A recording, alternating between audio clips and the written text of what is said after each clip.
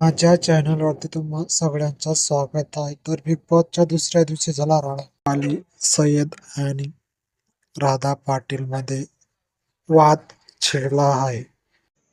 Big boss मराठीच्या घरात राधा पाटील आणि दीपाली सय्यद या दोघांमध्ये झाली भांडणं. दीपाली सय्यद यांनी राधा पाटीलला सांगितलं की तू एक डान्स मास्टर आहे, ज्याला उचलून स्टेजवर आणलं गेलं आहे. तेच बोलणं ऐकून राधाला फार राग आला आणि राधाने दीपाली सय्यद यांची लायकीच काढली की मी पण त्यांची लायकी काढू शकते. अशा प्रकारे दोघांमध्ये वाद झाला. तर आपल्याला काय वाटतं की दोघांमध्ये कोणाची चूक असेल? कोणाची चूक आहे ते सांगायला विसरू नका आणि असेच अपडेट पाहण्यासाठी या चॅनलला सबस्क्राईब करून घ्या, कारण आपल्याला बिग बॉस 6ची अपडेट या चॅनलमध्ये मिळत राहणार आहे.